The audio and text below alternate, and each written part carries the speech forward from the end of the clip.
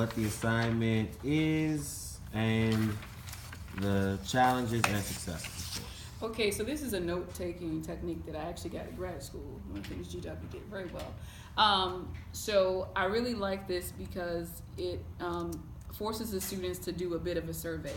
So basically, if you take a section of reading or of a chapter of a book, you can have the students kind of skim it. So the SQ3R is the first survey. So when we look at a section of the book, we look at the titles and the subsection. So we survey the section titles at the top.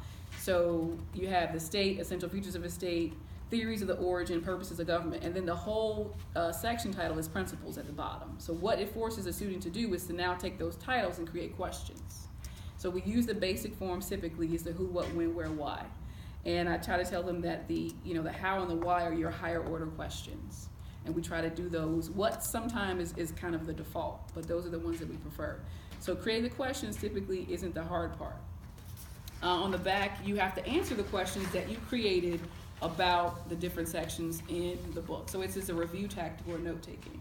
But the challenge always is, and on this one it's on the sheet, is the summary.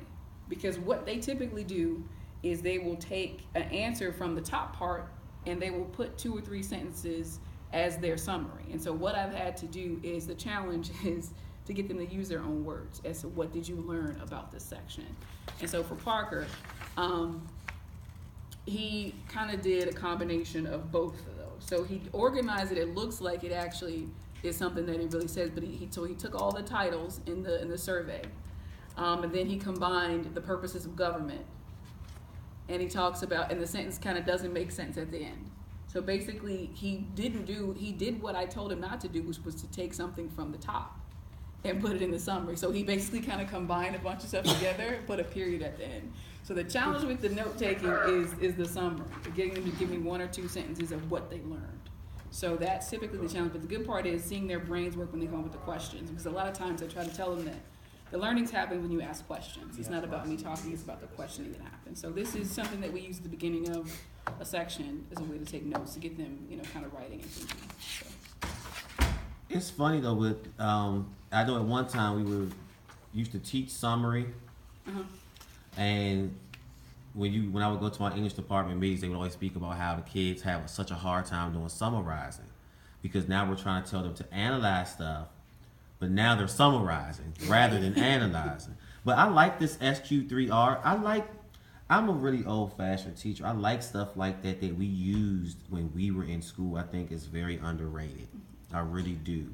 And I try to use as much of it as I can within the confines of the curriculum, but I really like this. I like assignments like this because it gets to the basic visceral parts that they just really don't know how to do. And sometimes I think we try to push them without giving them that background. And especially here, we have to build background because we cannot assume they already know how to do it, because a lot of them don't.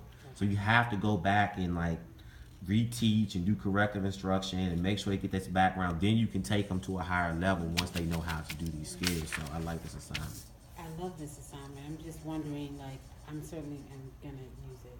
Yes. I'm always taking something from Miss Yes. I'm always taking something from Miss Bay, but I'm definitely gonna use it. But I'm just wondering, how can we all use something like this so that because we all kind of teach the same kids and students, excuse me. And so if it's something that Ms. Bay is using and I'm using and Mr. Marshall is using, Mr. Awa is using, then they're getting a lot of practice with these same skills, because I'm finding that the question part is the part that I really want them to be able to focus on. Like if you can break down that title and know what is expected of you, if you can generate a list of questions based on what the assignment is asking you to do, then as you begin to read it, your mind becomes more focused on. So I know it can be used in mine. Yeah, I could do that. You could do like the vocabulary map, where you have them draw an image of something. I don't know. I don't know if you draw bacteria. I don't know, an atom, a cell, something. You can. I've done it more so with parts of the cell. Okay. And it was suggested to me by a student that instead of just drawing it, they find images on the computer. And I said, that was a good idea. So, so I went from the old fashioned Right. to doing something using more technology, but it still did the same thing. The goal was if you see this on the test and they just show you the image, you gotta be able to recognize the image. And how you could break it down, so you could do where they would do a PowerPoint or a Google slide, and they can come up with the image, define it in their own words, use it in a sentence, and then and I want to basically steal what you, and I'm going to try to use it this week about the 6-word story. Yes. So they would have to explain it in 6 words or less, or something, you know. So Or just 6 words. 6 words. So something where they are forced to be creative in communicating. So if no one knew anything about this, how would you communicate? Right.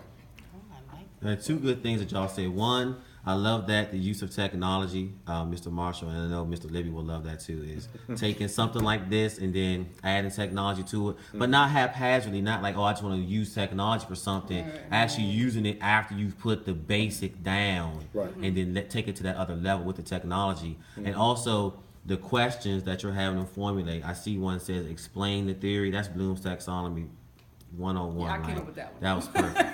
But well, it was still. still, that's what I'm saying. Like, that shows that, hey, Miss Goldring and I, yes, we have been successful. Use Bloom taxonomy. And I know Mr. Libby will love that one too.